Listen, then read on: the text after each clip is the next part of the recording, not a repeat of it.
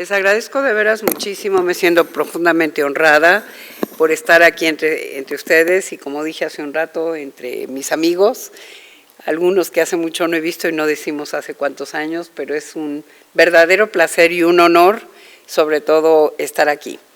La doctora García Escamilla me pidió que hablara de algo relacionado con lo que afortunadamente hemos tenido la oportunidad de echar a andar en México, que tiene que ver con el trasplante de donador altruista, donador no relacionado, es decir, el no familiar. Pero bueno, hacer un trasplante no es cualquier cosa y hay un montón de factores que son importantes para lograr aterrizar en el éxito de un trasplante. Entonces, primero veamos cuáles son las indicaciones clínicas para utilizar un trasplante de células progenitoras hematopoyéticas, conocido normalmente como trasplante de médula ósea. Lo utilizamos para varias opciones: rescatar a pacientes dañados con dosis altas de radiación, obviamente, o quimioterapia, cuyo sistema hematológico ha sido fuertemente dañado y hay que reemplazarlo al sistema linfoide o mieloide. Sin embargo, ya veremos que hay otros casos también. Pero ofrecer una inmunoterapia específica con el objeto de inducir efecto antitumoral en leucemias, linfomas y otras enfermedades cuya primera opción es un trasplante de médula ósea, o inducir tolerancia, para allá vamos. ¿Cómo le hacemos para en las incompatibilidades menores o cuando no encontramos un donador totalmente compatible, lograr inducir tolerancia para sí poder utilizar un mayor número de posibilidades de donadores para los pacientes, como vector para uso en terapia génica, en algunos casos particulares, y sin duda alguna hoy día ya es un tratamiento que no es cuestionable para tratamiento de enfermedades autoinmunes, para detener el proceso degenerativo, que sí quede claro que no es para curar una enfermedad autoinmune instalada. Si hablamos de una esclerosis múltiple, una diabetes tipo 1, no es curar la enfermedad, pero sí detener el proceso degenerativo. Entonces, obviamente que no cualquier caso irá a trasplante en estas situaciones. Habrá que elegir a los pacientes en particular para poder aterrizar en un trasplante. Y hay diferentes tipos de protocolo para poder hacer un trasplante. El primero, el más empleado, el que todo el mundo conoce y el ancestral del Pleistoceno, es el trasplante autólogo, que todo el mundo sabe que es de células que tomas del paciente que sufre de un linfoma, por ejemplo, de un mieloma múltiple. En el momento en que entra en remisión, rescatas las células, y voy a decir en teoría en remisión, porque si te queda una clona maligna vas a recaer, pero ese fue la primera opción, el trasplante autólogo, cuando criopreservas esas células y en el momento en que el paciente está en condiciones de recibirlo, vuelves a infundir sus propias células. Pero eso está limitado hoy día a muy pocos diagnósticos. Ya no es la primera opción, sin duda alguna, para la mayor parte de los diagnósticos, y también lo vamos a ver. El trasplante con donador HLA idéntico, los genes del complejo principal de histocompatibilidad, que son el sistema, la barrera más importante para un trasplante de médula ósea, y ahí buscamos compatibilidad total. La primera opción es un donador compatible totalmente en 12 y, si es posible, 14 genes, y después los podemos obtener de diferentes fuentes. Sangre periférica movilizada, cuyo procedimiento empezó alrededor de los 80, cordón umbilical, obviamente directamente de la cavidad de un hueso, que fue el primero descubierto por Donald Thomas allá en los 60, ¿no? Por lo cual también fue merecedor al premio Nobel. Y hay diferentes regímenes de condicionamiento que es posible usar, pero también hay que ser muy cuidadoso en cuál es el régimen de condicionamiento que vas a elegir dependiendo del diagnóstico, la edad del paciente, etc. Y algo muy importante es que cuando usamos un donador, cualquiera de nosotros, la opción siempre está de poder usar una segunda infusión en este caso de linfocitos del donador para reforzar el trasplante. Si por alguna razón no injertó bien las células, no injertaron bien, o empieza a recaer, podemos ir a una infusión de linfocitos ya sin movilizar las células de sangre periférica, que llevamos a la sangre periférica para conectarlo a la máquina de aféresis, y entonces reforzará ese injerto que empieza a perderse, para lograr obtener lo que llamamos un quimerismo total, que vamos a verlo también rápidamente. O podemos llevarlo a inmunoterapia con células T reguladoras o con células NK o a inmunomodulación. Ahora, cuando hablamos de indicaciones, hoy día, estoy hablando 2014, para el trasplante de células hematopoyéticas, el CPH, desde 2012, y aquí está la cita en Nature Reviews, claramente e internacionalmente en todos los comités aceptados, sabemos que para enfermedades malignas es la opción, el trasplante de médula ósea. Y no es la opción de a ver cuándo después de que ya recayó 18 veces, es la primera opción en enfermedades malignas de alto riesgo, sin duda alguna, ¿no? Enfermedades hematológicas, aquí las abrevié, leucemias linfoblásticas agudas, mieloides, las mieloides crónicas, las agudas y crónicas, y puse en verde el mieloma múltiple, porque en todos estos casos, con excepción del mieloma múltiple, linfoma de Hodgkin y el no Hodgkin, y cada vez menos, ahí en esas tres es todavía aceptable el autólogo. En el resto no es aceptable el autólogo. La primera opción siempre es el halogénico.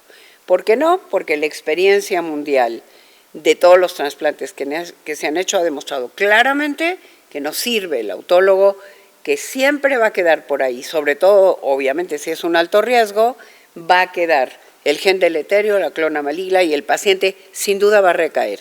Y lo vas a tener que llevar a un segundo trasplante y ahora un halogénico, pero ya deteriorado. Entonces, nunca es la primera opción un autólogo, eso debe quedar muy claro hoy día. En el caso de tumores sólidos, sí se puede ir a autólogo con terapia celular, y aquí estamos hablando de un melanoma metastásico y otro tipo de cánceres sólidos, y en cáncer renal metastásico, en donde vas al trasplante de riñón junto con un reforzamiento de trasplante de células progenitoras que te ayuden a potenciar el sistema inmunológico. En enfermedades genéticas y metabólicas en niños, inmunodeficiencias primarias, siempre inmunodeficiencias primarias, aunque ya se ha intentado en algunos casos y en algunos grupos, en Estados Unidos y en Europa, hacer el trasplante en pacientes con SIDA, lo cual ha tenido todavía resultados cuestionables, ¿no? Y aquí el halogénico. O sea, si ustedes ven aquí, ya no pongo el autólogo más que en estos tres casos, y cada vez van también al halogénico en algunos tumores sólidos, y fuera de eso todo lo demás son halogénicos, con excepción de, en algunos casos, de las enfermedades autoinmunes, que puede ser autoinmune o halogénico, pero el resultado del halogénico es mejor, porque en una enfermedad autoinmune lo que estás teniendo son genes deleterios, y al hacer, que son los genes de susceptibilidad de la diabetes, esclerosis múltiple, artritis reumatoide del adulto, y de todas maneras estás metiendo los genes de susceptibilidad en el paciente. Entonces es mucho más recomendable ir ya al halogénico. Ahora, la verdad es que es muy grato ver esta cifra. Esta cifra es de World Marrow Transplantation, de la Asociación Mundial de Trasplantes, y en marzo de 2013 se cumplió el número 1 millón de trasplantes de médula ósea hechos en el mundo. Ya tampoco es una cantidad despreciable. Este procedimiento es un procedimiento terapéutico que hay que tomarlo muy en consideración. De estos, como ven ustedes aquí en la gráfica, de este millón, 400,000 han sido ya trasplantes halogénicos, la línea azul. Los autólogos son 600,000, y aquí está el total de 1 millón. Y dentro de estos halogénicos ya hay más de 200,000 trasplantes de no relacionado. Entonces, bueno, pues la verdad es que celebramos ese cumpleaños muy contentos el año pasado. Ahora bien, estas son cifras del Centro de Investigación en Trasplante de Médula y el Registro de Trasplante de Médula Ósea en los Estados Unidos, y aquí ven ustedes como cada vez más se está haciendo el no relacionado. El relacionado usando como fuente médula ósea o sangre periférica es este que está en azul. El no relacionado usando cualquiera de estas dos fuentes es el verde. Cada año aumenta más. Y aquí vean el mito de que el cordón umbilical sirve para todo. No es verdad que las células progenitoras obtenidas del cordón umbilical son una primera opción, nunca.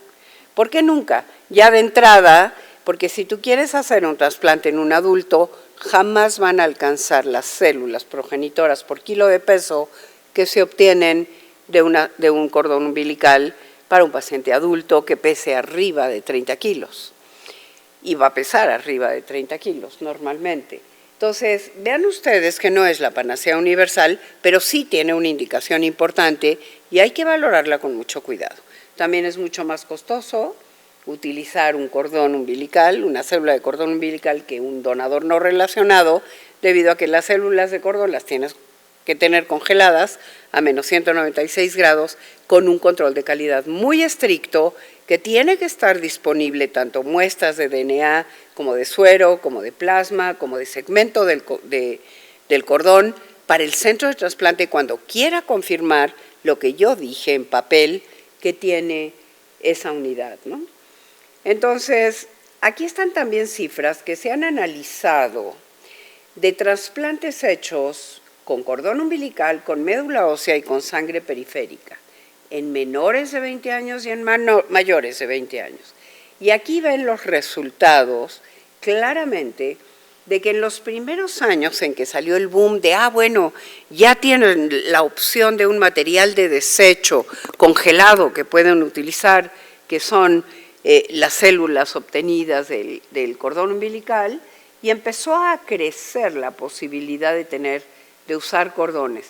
Pero después, cuando se empezó a ver que en mayores de 20 años no injertaban, y debido a que la cantidad de células no era suficiente por kilo de peso del paciente, como ven ustedes aquí, se fue para abajo en mayores de 20 años radicalmente y siguió subiendo la posibilidad de sangre periférica, y la de médula ósea bajó un poco compensando sangre periférica, porque si yo les pregunto a ustedes en este momento, que espero que todos se registren como donadores altruistas y tengan la oportunidad de salvar una vida a alguien que no conocen en vida y sin que les pase nada,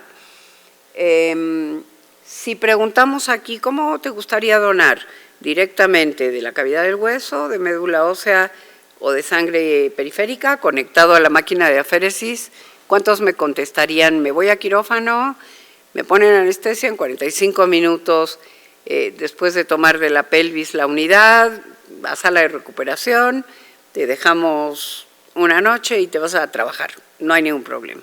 O conectar a la máquina 4 horas, tal vez un día, tal vez 2, dependiendo de la cantidad de células que querramos para el paciente, que necesitemos, después de haber movilizado con el factor de crecimiento 5 días previos a la donación. ¿Cuántos de ustedes donarían de sangre periférica y cuántos de médula ósea? ¿Cuántos sangre periférica? Espero que todos me digan, todos donamos, por empezar, ¿no? Bueno, ese es el punto, que hay muchos donadores que dicen, no, yo prefiero ir a féresis. Pero hay otros que dicen, no, yo prefiero ir a quirófano, 45 minutos y se acabó. Sin embargo, para el paciente es mejor las células tomadas directamente de la médula ósea que la sangre periférica. La recuperación es mejor y la evolución es mejor para el paciente. Ahora bien, rápidamente el procedimiento del trasplante es, pues, obviamente, si se trata de una enfermedad tumoral, hay que tenerlo en remisión después de regímenes de tratamientos de quimioterapia combinada hasta lograr la remisión completa. Si no está en remisión completa, no puede ir al trasplante porque va a haber ahí residuos, enfermedad residual. No puede haber células tumorales ahí porque va a recaer inmediatamente y van a sustituir las células malignas a las células buenas que estamos metiendo. Una vez que estamos listos con un paciente totalmente en remisión, se le somete a el régimen de condicionamiento, que puede ser una mieloablación completa, dependiendo del paciente, la edad, la enfermedad, o un régimen de intensidad reducida, y una vez que ya está preparado, está listo para recibir la infusión de células progenitoras. Y lo que recibe ahí son, lo que más queremos que reciba, son las stem cells, que es las células progenitoras, pero va a recibir también células dendríticas, algo, poquito, pero algo de células NK, algo de células maduras. Sobre todo si le estamos dando sangre periférica, donde hay más maduras que células progenitoras, por eso necesitamos movilizar. Si la fuente que utilizamos es médula ósea o cordón umbilical, vamos a infundir más células progenitoras que todas las demás, pero las otras están ahí presentes. Y eso es importante tomarlo en cuenta, porque eso puede generar rechazo o injerto contra-hospedero. Y una vez que esto ocurre, vamos a esperar a que empiece a injertar, que empiece a verse que tiene neutrófilos, pero no porque veamos que ya hay 1000 leucos o hay 500 neutros y luego ya hay 800, ya está injertado. Para eso tenemos que demostrarlo con una prueba de quimerismo molecular, demostrando realmente que lo que estamos viendo en su DNA es el DNA del donador y no el DNA del paciente. Por eso se llama quimera. ¿Qué queremos en ese paciente? Que en su sangre sea 100% su donador y que externamente y en todos los demás tejidos y órganos sea el mismo. Por eso se llama quimera, como las quimeras mitológicas que ustedes bien conocen de las quimeras griegas, ¿no? Entonces, los pacientes trasplantados son quiméricos y eso es lo que queremos de ellos, ¿no? Queremos que reciba, en total que tenga aceptadas esas células del donador para siempre, y en otros tejidos, pues no lo sean, ¿no? Ahora, para ello necesitamos una compatibilidad total demostrada en el caso de no relacionados o de dudas de los haplotipos entre los hermanos en alta resolución determinado por secuenciación para lograr tener poco a poco respuestas inmunológicas normales, dado que hay una restricción del complejo principal de histocompatibilidad con las células T o las células NK que van a reconocer cosas extrañas. Lo que llamamos microquimerismo es la persistencia de menos del 5% de células circulantes del donador. Pero esto lo hacemos con microsatélites y eso lo hacemos previo al trasplante en paciente y donador y post-trasplante, porque como ya tenemos el patrón, entonces claramente vamos a saber si está injertando y podemos cuantificarlo. Y el quimerismo mixto es cuando el paciente tiene células hematopoyéticas de ambos y ahí hay que preocuparse. Y hay que hacer el quimerismo periódico, porque si primero vemos un 100% de quimera, pero luego vemos un mixto, es que está perdiendo el injerto. Y entonces eso significa que va en recaída.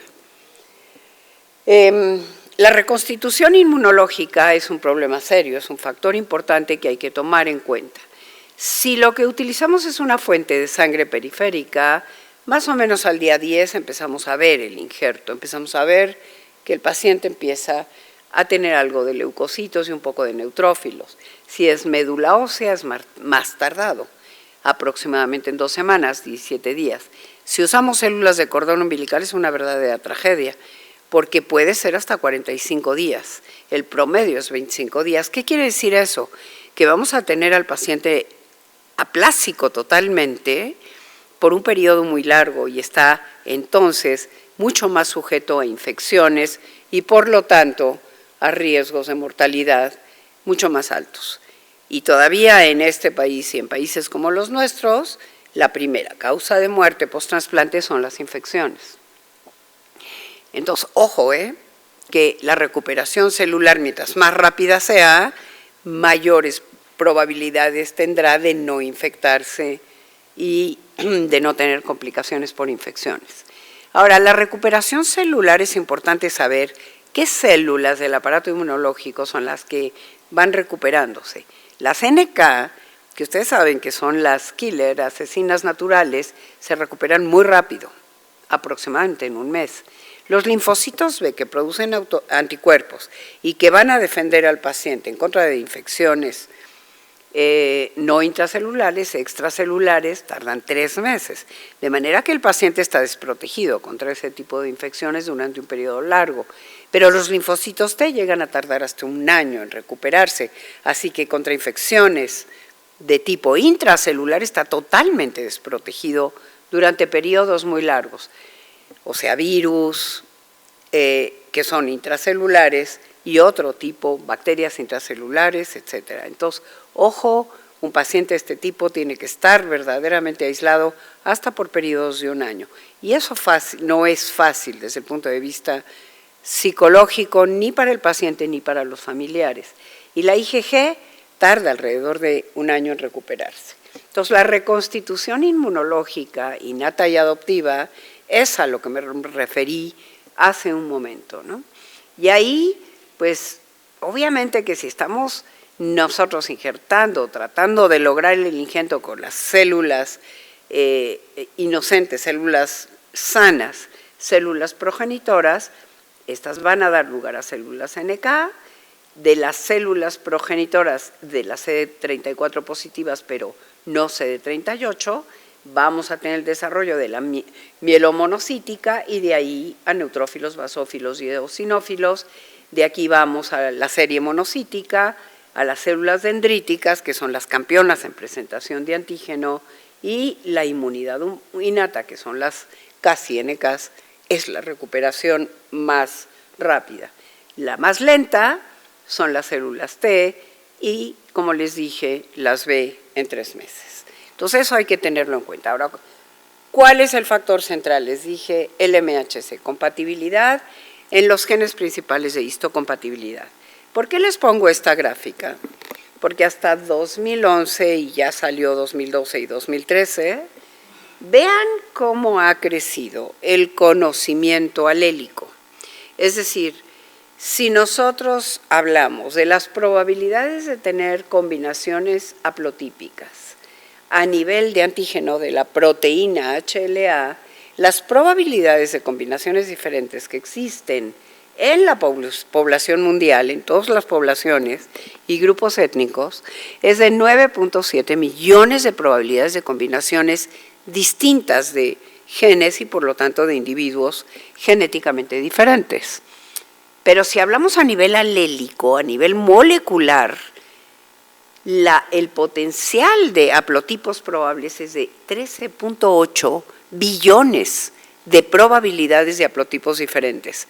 Encuéntrense 2 individuos idénticos que no sean hermanos.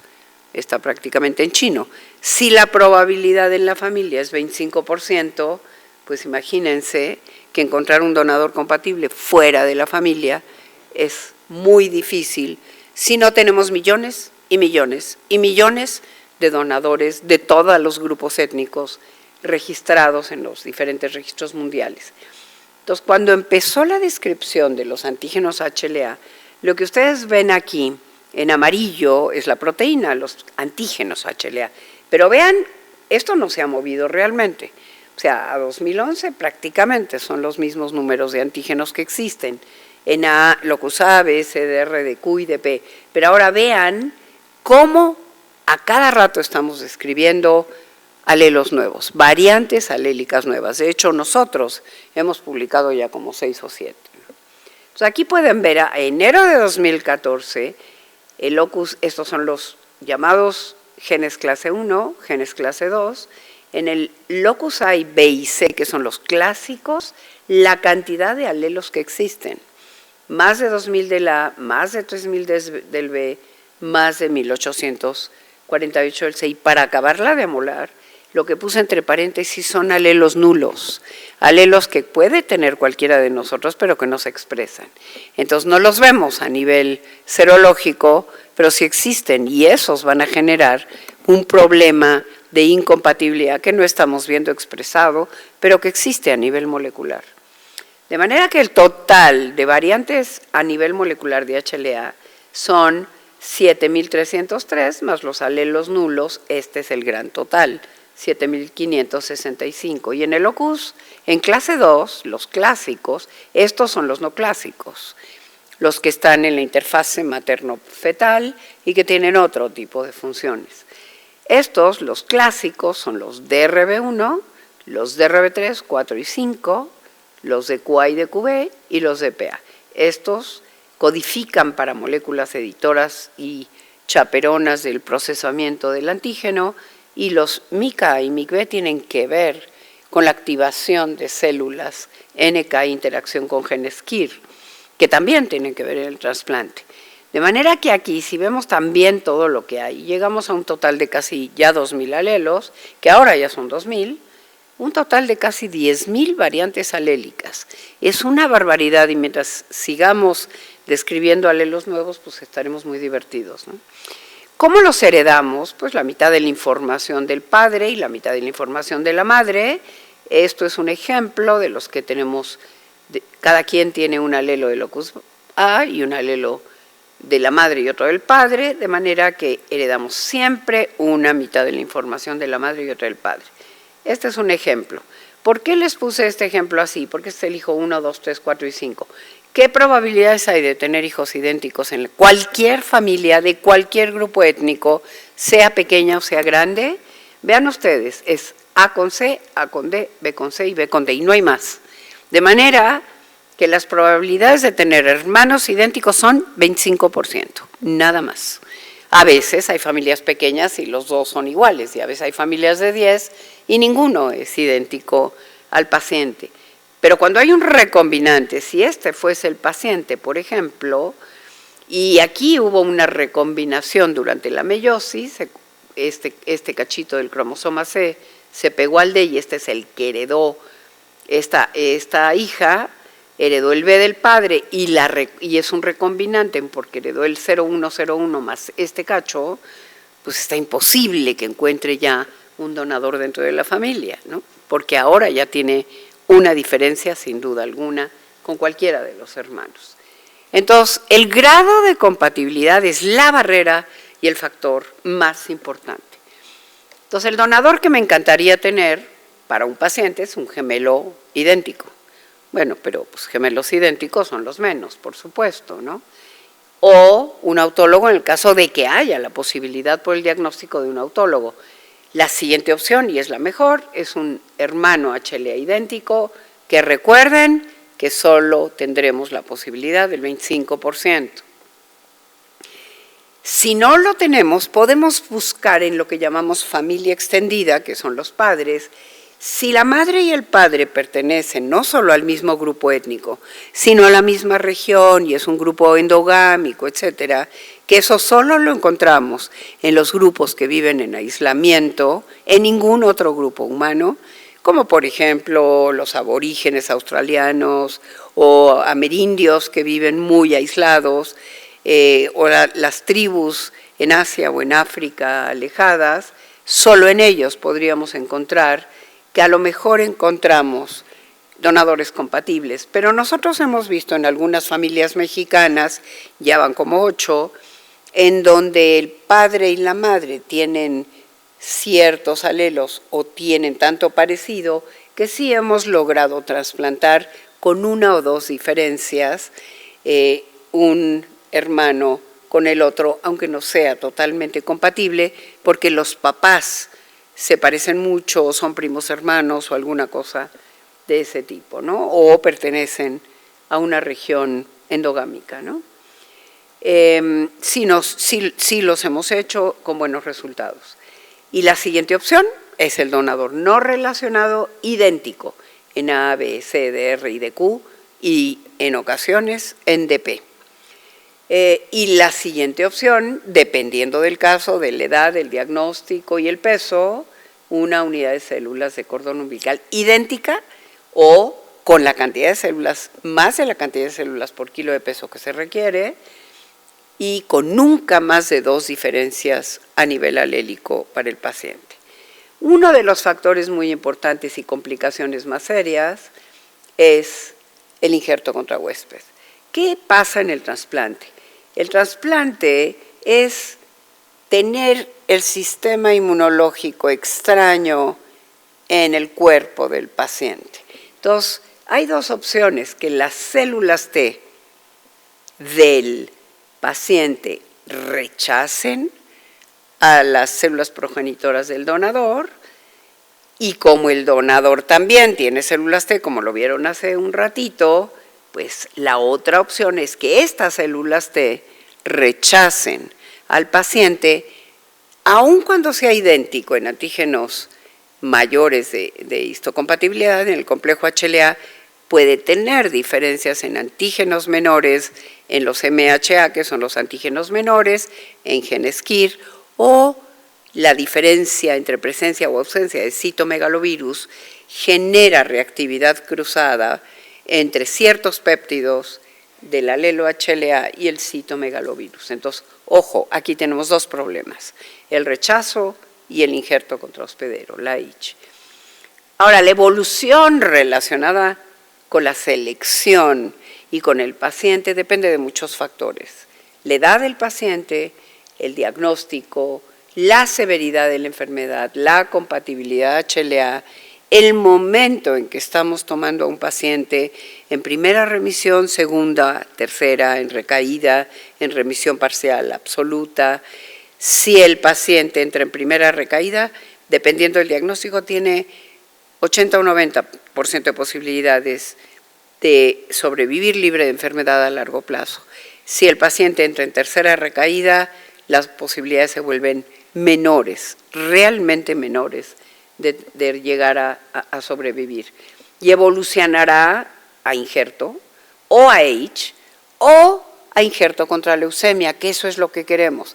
Si tiene ciertas diferencias menores entre el paciente y el donador, ¿qué queremos?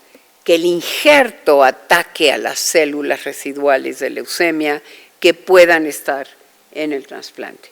Pero puede evolucionar a recaída y puede ir a sobrevida libre de enfermedad. Y cuando hablamos de sobrevida libre de enfermedad, puede ser 40 años, 50 años, toda su vida, por supuesto. Y eso es muy bueno, porque no es como el trasplante de órganos, que al final de cuentas, sí, tienes una sobrevida de 30 años, pero no te podemos garantizar una sobrevida de 100 años, de toda la vida, o sea, lo que fuese que viviría sin un trasplante, ¿no?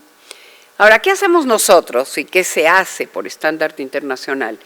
Primero, vemos a la familia y buscamos al donador intrafamiliar. Estudiamos a toda la familia por tipificación siempre molecular, nunca serológica, del MHC, primero en resolución intermedia, por luminometría generalmente, y si tenemos alguna duda en los alelos, vamos a la secuenciación. Siempre en un paciente transfundido haremos anticuerpos anti-HLA mediante luminometría, buscando especificidad del anticuerpo, por anticuerpos donadores específicos, por diferentes metodologías de luminometría, para estar seguros que el paciente no tiene anticuerpos contra algún antígeno de su donador. Si sí encontramos un donador intrafamiliar, que es esta probabilidad que les dije, pudiera ser hasta el 35%, si encontramos, como les dije, en la familia extendida un potencial donador, programamos con el centro de trasplante y el hematólogo el trasplante y conjuntamente hacemos el seguimiento. Ellos el clínico, nosotros el molecular, y estamos siempre en comunicación para que si yo veo una recaída poder avisar al hematólogo antes de que él lo vea clínicamente o cualquier otro problema. Entonces aquí hacemos el post-trasplante y el quimerismo por STRs. Pero ojo, hay 65% de pacientes en el mundo, de cualquier grupo étnico, que no tienen un donador familiar. Y por eso se crearon los registros internacionales de médula ósea. Entonces ahí nos vamos a la búsqueda al donormo, si es un niño y la edad y el peso lo permite, al Basecu, y si no encontramos en el nuestro, en el nacional, pues nos vamos tranquilamente a Bone Marrow Donors Worldwide, que son los otros registros internacionales. El resto de los registros o bancos de cordón oficiales, buscamos ahí, nos conectamos directamente a la base de datos y en donde veamos al donador que nos gustó en papel, conectamos con ese registro y le dijimos, oye Francia, vi un donador para mi paciente, hazme una búsqueda directamente ahí. Nunca mostramos en los registros más que los genes, ahí no se ven identificaciones ni nada, se ven los genes y el país, el registro donde está. Y entonces ellos ya contactan conmigo, yo con ellos, y entonces lo que veremos en la base de datos de ese registro es un número de donador, los genes, la edad del donador, el sexo de donador y grupo étnico, y más nada. Lo demás es confidencial. Entonces seleccionamos al donador o a la unidad, confirmamos, pedimos muestras si es un internacional, o mandamos muestras si ellos nos buscaron a nosotros. Se confirma todo, serología infecciosa, se confirma HLA por secuenciación, y si nos gusta empezamos lo que llamamos ya el trabajo para aterrizar con importar la unidad o exportar la unidad, y ahí se hace evaluación completísima del donador, clínica radiológica, psicológica, de laboratorio, de todo tipo, hasta liberar al donador y decir, este donador está en perfectas condiciones de donar para mi paciente. Si es un cordón y es internacional, recibimos por carga aérea la unidad. Si es una unidad internacional, un mensajero la lleva o la trae en la mano, es decir, en la hielera, y para ello, obviamente, sea lo que sea, tenemos que arreglar todos los permisos de internación, exportación, permisos de COFEPRIS, etcétera, pues con todo lo que se debe hacer, y el courier o mensajero traerá la unidad en la mano, estaremos en el aeropuerto, lo recibimos y de ahí vamos directamente al hospital a la hora que sea. Un mensajero viaja sin maletas, sin nada, está al cuidado únicamente de las células progenitoras, duerme una noche y venga de donde venga, al día siguiente se regresa, porque su misión es traer en la bolsa de sangre una vida, ¿no? O llevarla.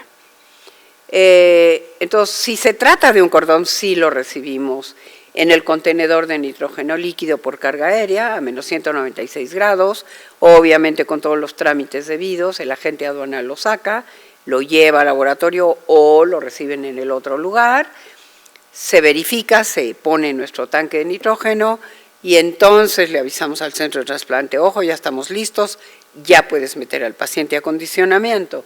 ¿Por qué no lo hacemos antes? Pues porque puede haber una contingencia, se cae un avión o se lo roban los talibanes o pasa algo y entonces pierdes la unidad y el paciente ya está acondicionado y se muere. Entonces no puedes meter a un paciente, pero en el caso de una unidad de donador altruista, la unidad viene en la mano, así que si se lo raptaron los talibanes al pobre mensajero con todo y unidad, siempre tenemos que tener una unidad autóloga ahí criopreservada para rescatar al paciente mientras logramos buscar otra unidad.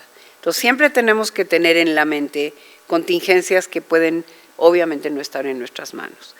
Entonces si se trata de lo que sea, si se trata de un cordón, nosotros guardamos el cordón, procesamos en su momento la unidad, hacemos todo el control de calidad y la entregamos en el centro de trasplante.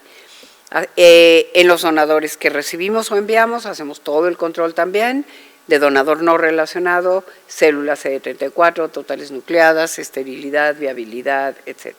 Y después el seguimiento clínico y del injerto molecular, como les dije hace un rato. Para ello, obviamente tenemos que tener todas las certificaciones y acreditaciones. Ser un laboratorio acreditado internacional, que en medio de nuestro cambio de instalaciones, teníamos nuestra reinspección física de la American Association of Immunogenetics, y pues ni modo, había que recibir al inspector, y pues ya estamos reacreditados.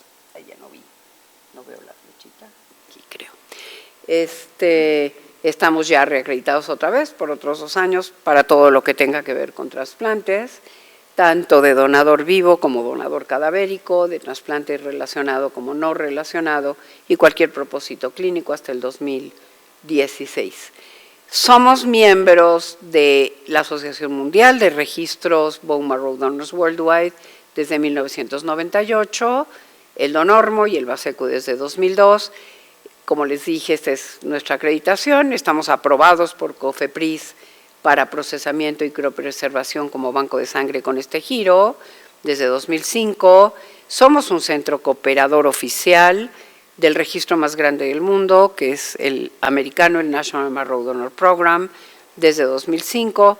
Tenemos FDA, autorización por FDA para hacer todos estos procedimientos de importación y exportación desde 2000, y somos el primer laboratorio acreditado internacionalmente en América Latina, y nos siguen uno de Brasil y uno de Argentina, nada más por la Sociedad Americana.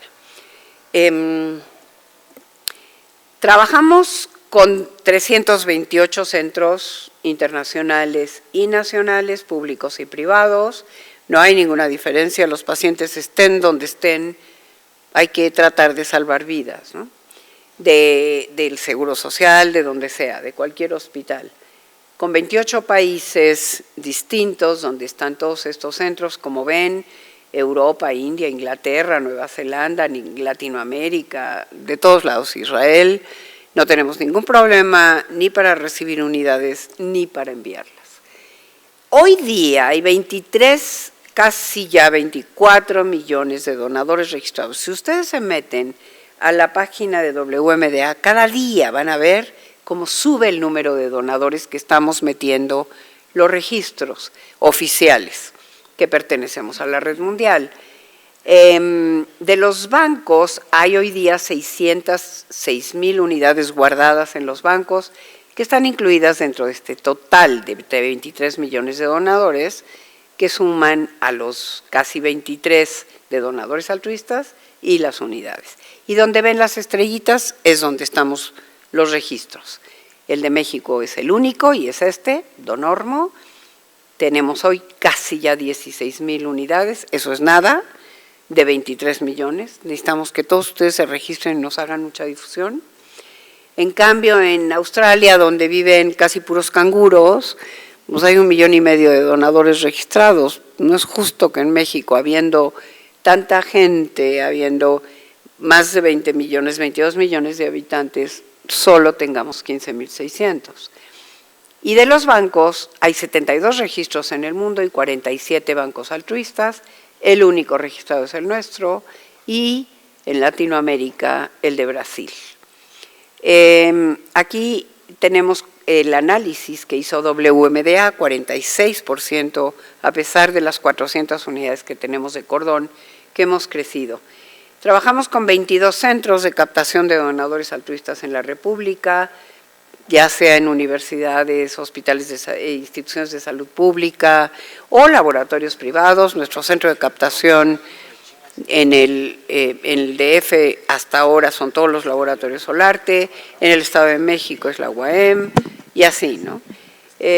Así que pues esperemos que los bancos de sangre, que es algo que nos interesa mucho, se sumaran, porque un donador que va a donar sangre ya tiene la mentalidad también y podría dar un tubito más y registrarse, llenar su consentimiento informado y sus datos y convertirse en un donador altruista. Sí quiero que vean esto, que es muy importante. Hoy, con más de 23 millones de donadores, necesitamos un promedio de 4 meses para completar una búsqueda que resulte en un trasplante. Y las búsquedas muy largas van a ser inútiles totalmente, porque después de tipificar a 7 primeros donadores que decimos, no, este ya no fue, y el otro no fue, y el otro no fue, ya va a ser muy difícil encontrar un donador para un paciente, porque su combinación genética se vuelve muy compleja. Puede ser antropológicamente muy divertida, pero pues para un paciente que busca un donador no es una combinación genética común y no le encontramos un donador, y por lo tanto un número grande de pacientes todavía muere en espera de un donante HLA. Por eso necesitamos bases de datos enormes en todo el mundo. Más de la mitad de las búsquedas que se inician fracasan en la consecución de un donante, y ojo, especialmente para minorías étnicas. O sea, hispánicos, latinoamericanos, negros, mulatos, son los que menos probabilidades tienen, porque además hay mucho más caucásicos y de estas poblaciones de europeos y canadienses registrados en el mundo que hispánicos que latinoamericanos o que poblaciones mulatas o negras. Por ello, el desafío más importante en la identificación de un donante es la diversidad genética. Y como ya les dije, pues es enorme. Y de acuerdo a la diversidad genética, vean ustedes, en un análisis que también hizo WMDA, nuestro registro, aquí están los registros analizados, que son todos, Donormo hoy día, porque cada vez metemos más donadores, está en cuarto lugar de genes únicos. Y vean ustedes a las poblaciones caucasoides, Finlandia, Croacia, Australia, Austria, ni chiste tienen. O sea, son igualitos los genes, ¿no? O sea, la diversidad es muy baja, son muy homogéneos. Por eso un paciente caucásico, claro que encuentra un donador más rápido que un paciente que está en poblaciones de Sudáfrica, donde hay obviamente no solo genes negros, sino combinaciones de negros con blancos. En China, cuya diversidad por historia y por todo es enorme, porque hay muchas etnias chinas, en India, que es lo mismo, y en México, en donde tenemos 68 grupos indígenas que contribuyen a las diferentes mezclas caucasoides y mediterráneas que tenemos en el país. Y de los 70 y tantos registros que hay, vean ustedes, Chipre, esa islita pequeña en el Mediterráneo, tiene 1.537 donadores por cada 10.000 habitantes. Portugal tiene casi 2.000. Israel tiene 963 por cada 10.000 habitantes. Alemania, Estados Unidos tiene 227, Alemania 582. Es un montón. Y nosotros estamos en 63º lugar, tenemos 1.4 donadores por cada 10.000 habitantes. Eso es nada, es muy triste y eso es cultura. Es simplemente esta cosa que tenemos que promover de la cultura de la donación en nuestro país. Y esto ha hecho que, como ven ustedes aquí, los caucásicos tienen una probabilidad del 90% de trasplantarse, los amerindios tienen una probabilidad del 80%, aquí están los amerindios. Si ustedes se van a los hispánicos tienen una probabilidad del 60% de trasplantarse, porque la diversidad y porque la genética es muy heterogénea y porque hay pocos donadores con conciencia de donar en los registros. El nuestro y donde vivan, ¿no? Entonces, los factores en la selección de un donador, primeramente es la compatibilidad HLA que nos lleva a age, a sobrevida, a injerto o a rechazo, pero hay muchos otros factores que no son HLA y es el diagnóstico y estadio de la enfermedad, las condiciones clínicas del receptor, la edad del donador y del receptor, género de ambos, raza y etnicidad, infección por citomegalovirus. Si uno tiene anticuerpos, si el donador tiene, quisiera yo que el paciente los tenga, que no haya discrepancia en que uno sea positivo o negativo, por lo que les dije del mimetismo molecular con péptidos de citomegalovirus. La compatibilidad ABO es un factor mucho menor, porque nos la podemos saltar lavando los rojos antes de infundir. Actividad previa como donador. Si un donador ya donó una vez y dos, pues a medida que tiene más actividades como donador, también tiene menos potencial de que sus células sean útiles. Y las transfusiones y embarazos en un donador o en un paciente son importantes porque generan anticuerpos anti-HLA o pueden generarlos contra las especificidades del paciente. Y aquí pueden ver desde el Pleistoceno en 2002, ahí, un análisis ya de anticuerpos en donde claramente ven ustedes aquí que si la prueba cruzada, porque hay anticuerpos, es positiva, se van a ir al rechazo. Si es negativa en la prueba cruzada y el paciente no está sensibilizado, el trasplante tiene muchas mayores probabilidades de éxito. No me he fijado, pero quisiera preguntar si tengo tiempo o ya no. 5 minutos. Entonces, quisiera acabar con mencionar, no lo de LH y factores de riesgo, pero la H es algo muy, muy importante. en general, los factores inmunogenéticos debemos considerar que los menores son los KIRs, las citocinas, polimorfismos de citocinas y antígenos menores de histocompatibilidad, además de lo más importante, que son los genes HLA. Quisiera, porque ya nada más tengo 5 minutos, saltarme a mostrarles unos casos nuestros. Y en otra ocasión así me invitan y volvemos a hablar de esto.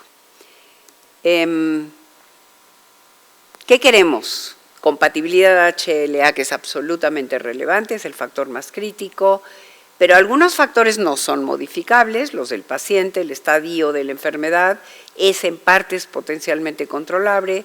Primero hay que determinar si el trasplante verdaderamente es necesario o no, a veces no, si es bajo riesgo en una leucemia, pues no vale la pena.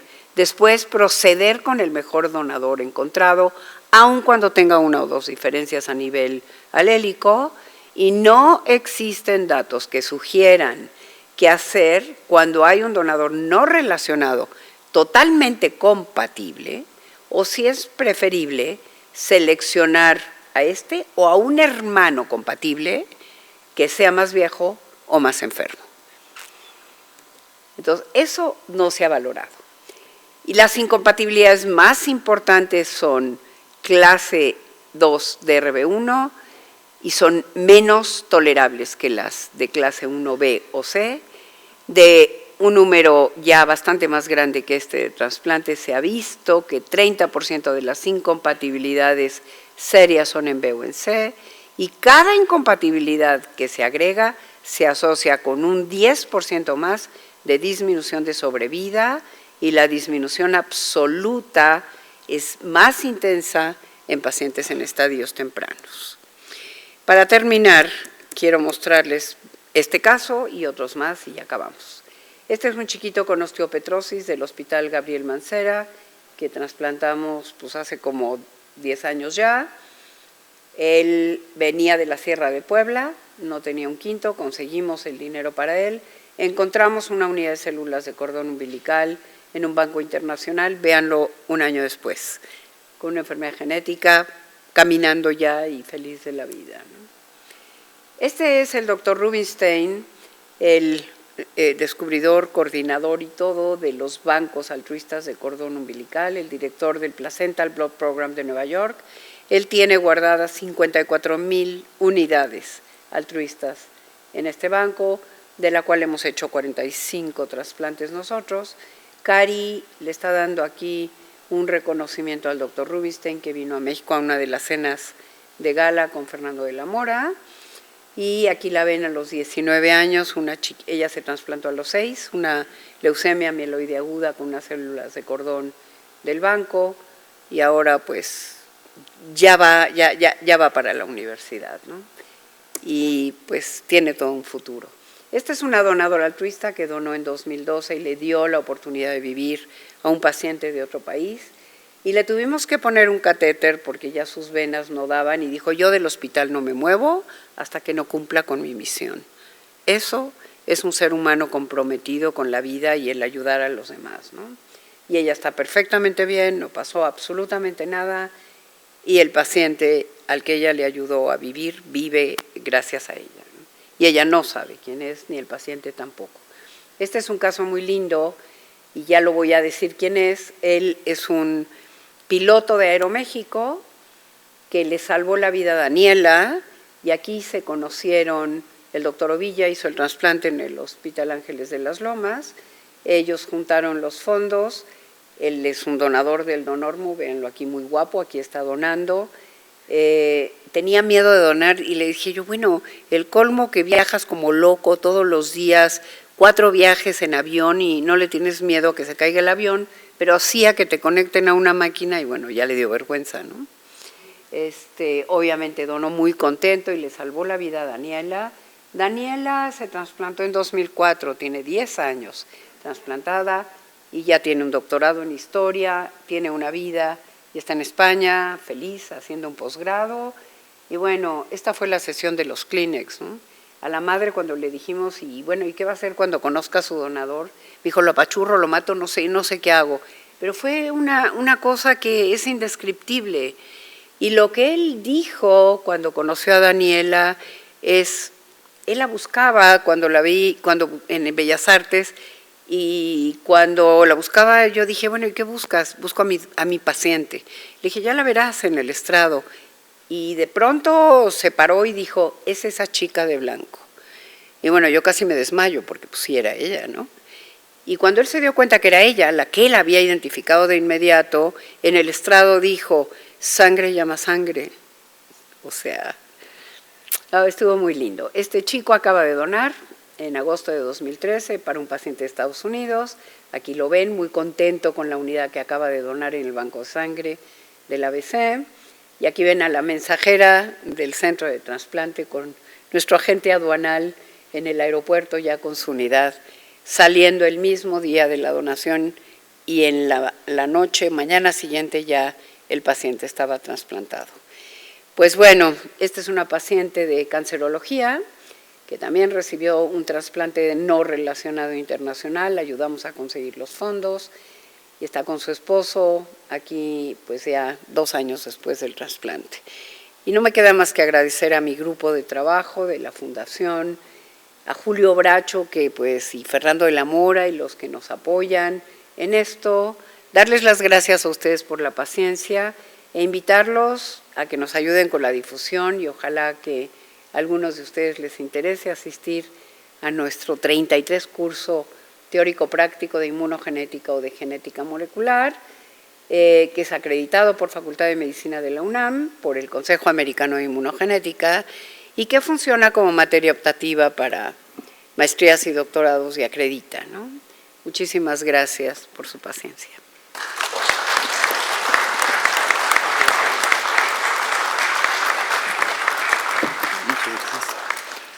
Tenemos tiempo solo para una pregunta. ¿Alguien del auditorio tiene alguna pregunta para la doctora? Espero no haberlos inmunosuprimido.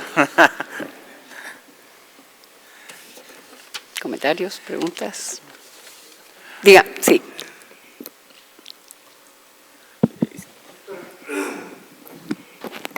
¿Cuál es la vida media de las células de cordón umbilical que se pueden guardar? No, extraordinaria pregunta. No, no sabemos. Eso es algo que es otro mito. Si ustedes ven a los bancos privados que comercializan, o sea, los bancos comerciales de unidades de células de cordón umbilical, ellos dicen, cómprate un seguro de vida para siempre, una cosa así extraña, ¿no? Ajá. Eso no es verdad. Pablo Rubinstein fue quien creó el primer banco en 1989, quien descubrió que las células de cordón es la tercera alternativa de opción para un trasplante, fue Alain Gluckman en Francia, y él fue el primero que hizo un banco. Las unidades de él son las más antiguas, y él ya ha hecho un análisis sacando unidades de sus tanques, de las más antiguas que no ha entregado, y lo que él ya ha visto es que pierden viabilidad, pierden capacidad de adherencia y pierden funcionalidad. Entonces estamos hablando de unidades de 1989, estamos en 2014. Sí. ¿Cuántos años son? Ya son 20 años. Entonces realmente sabemos ya que a medida que las células están criopreservadas por periodos muy largos de tiempo, pues ya 20 años, por ejemplo, porque él agarró las más antiguas, ya no son células útiles para un trasplante. Entonces, ojo, no es verdad que puedes conservarlas y sean útiles, puedes conservarlas, pero que sean útiles y funcionales para un trasplante. Ahora, el exactamente cuántos años, pues tendremos que evaluar, porque es un procedimiento más nuevo. Entonces, tendremos que evaluar a medida que van saliendo unidades de los tanques criopreservados para trasplante y ver qué está pasando con esas unidades. Esa parte no la sabemos todavía, pero lo que sí ya sabemos es que unidades muy viejas, y viejas hablo de 20 años, ¿no? Pues no son tan viejas, 20 años. O sea, que eso de que cómprate un seguro de vida, no. Y eso de que sirven para todo el mundo, tampoco. Si una persona guarda sus células para sí mismo, un bebé, su mamá lo guarda y desafortunadamente ese chiquito tiene una leucemia, ahí van las células malignas, ahí va la clona. De hecho, cuando una madre nos dona a nosotros, tiene que comprometerse a avisarnos si al chiquito le pasa algo, porque yo tengo que tirar esa unidad. No puedo guardar una unidad. Si ya le entregamos, tengo que avisar al centro de trasplante. Y si el niño tiene una leucemia, pues ahí va la clona maligna, tengo que tirarla. Si el niño desarrolla una enfermedad metabólica, es decir, genética, pues también la tengo que tirar porque ahí van los genes deleterios. Ajá. Entonces eso de que cualquiera, pues no está tan fácil. Y si no tiene el número de células, viabilidad y todo lo que yo requiero como estándar de calidad mínimo, yo las tiro. He tirado el 20% de las que cosechamos, lo cual hace más costoso al banco. Porque si no tienen de entrada un volumen o tienen 200 células, 200 millones de células, a nadie le van a alcanzar. A nadie. Claro. Ni a una ranita, ¿no? Muchas gracias. Gracias. Por favor, por tenemos internet. algunas preguntas del público en forma virtual. Vamos a contestar solamente una, por favor. ¿Es cierto que las células clonales y obtenidas de trasplante autólogo obtenidos o diferenciadas a partir de las mesenquimales no requerirían estudio de HLA para trasplante con menos riesgo al rechazo? A ver, estamos hablando de células mesenquimales autólogas. Sí. Si nosotros separamos, las células mesenquimales las puedes cultivar o las puedes separar de células progenitoras y luego clonarlas. Es un procedimiento que puede ser útil en trasplante, pero estamos hablando de trasplante autólogo. Si estamos hablando de trasplante autólogo, pues no requerimos HLA porque estamos hablando de células del mismo paciente. Sin embargo, si las estamos manipulando in vitro, a lo mejor sí convendría porque podría haber una modificación de algún antígeno HLA simplemente para confirmar que no hubo ninguna modificación de ningún antígeno o de ningún alelo, pero no porque van a ser diferentes, en teoría tienen que ser iguales. Ahora, ¿van a servir para cualquier paciente? Eso está por verse, porque ya estamos viendo en qué enfermedades puede ser útil un autólogo y en qué enfermedades no. O sea, para las enfermedades en las que puede servir un autólogo, puede ser un procedimiento útil. Perdón, otra pregunta que considero muy importante, por favor, doctora. Dice, es en relación al transporte de las células. Sí. ¿Es cierto que las células clonales obtenidas, es que está muy chiquita la letra, perdón. Un segundo.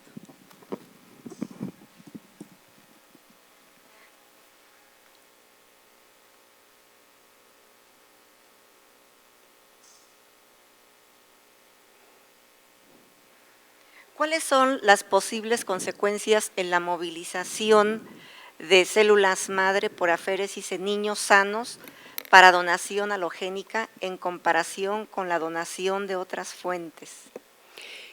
También es muy buena pregunta. En el caso de los donadores no relacionados, que hoy día se han hecho, como les dije, alrededor de 250,000 trasplantes de no relacionado, de estos aproximadamente 45,000 o más, no, yo creo que ya más, como 55,000 de esos son de donadores movilizados, sanos, no niños, porque los no relacionados tienen que seguir los estándares de banco de sangre y los estándares de cada país. O sea, en México se tienen que registrar a los 18 años. En la mayor parte de los países también. Hoy ya estamos discutiendo en los registros internacionales que se puedan registrar a los 16 años, porque a los 65 los tienes que dar de baja. En Alemania, por ejemplo, a los 75, va a depender de la ley en cada país y de las condiciones también del donador personal, altruistas. En esos casos, nosotros, por obligación, por estándar también, seguimos a cada donador en cada registro después de que fue movilizado y donó. Entonces, con un formato particular de Bone Marrow Donors, de BMW, cada 3 meses le hablamos al donador para ver qué efectos secundarios ha habido, qué ha pasado, qué ha sentido, qué consecuencias ha habido. Hasta el día de hoy no ha habido una sola consecuencia de la movilización en donadores no relacionados. Ahora, la pregunta no va a donadores no relacionados, va a niños. Generalmente en niños, con el grupo de trasplantes, que sí trabajamos con un grupo extenso de trasplantólogos mexicanos de diferentes instituciones públicas y privadas, que por cierto ya abrimos el programa de no relacionado con los Ruiz Argüelles en Puebla. Acabamos de hacer el primer trasplante de no relacionado con ellos, con una unidad internacional a una paciente de ellos. Generalmente un niño hermano le tomamos directamente de la médula ósea, por varias razones. Una, porque conectar a un chiquito, a una máquina, a un niño, a una máquina 4 horas un día y 4 horas otro día, es un martirio para un niño, ¿no? Entonces, es mucho más cómodo para el niño llevarlo a médula ósea. Tuvimos un caso que no traigo la foto acá, tuvimos un caso que, por cierto, ese día fueron 2 donaciones simultáneas, una de médula ósea de una niña de 6 años y de un hombre, ese fue médula ósea, y de un hombre que donó sangre periférica. Una donaba en el Ángeles del Pedregal y el otro, no, en el Ángeles de las Lomas, y el otro donaba en cancerología. Era una locura correr de un hospital al otro, ¿no?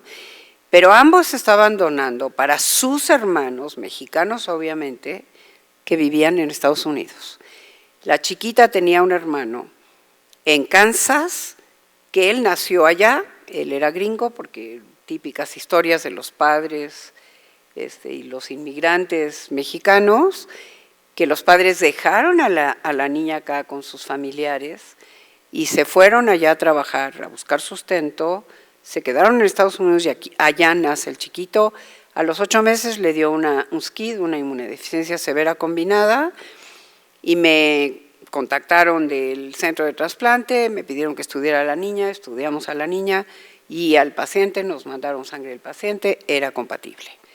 Eran 2 hermanos nada más y eran compatibles. La madre firmó consentimientos por su niña, que vivía acá, y la sometimos a médula ósea. Era imposible llevar a una niña de 6 años, movilizarla y llevarla. Entonces, la llevamos a médula ósea, estuvo 45 minutos en quirófano, todo perfecto, la sacamos del hospital, durmió una noche para asegurar que la anestesia no le causaba problemas, y la niña feliz de la vida se fue al día siguiente con los familiares a mi laboratorio y quería ver qué hacíamos, y no pasó nada y el chiquito se salvó.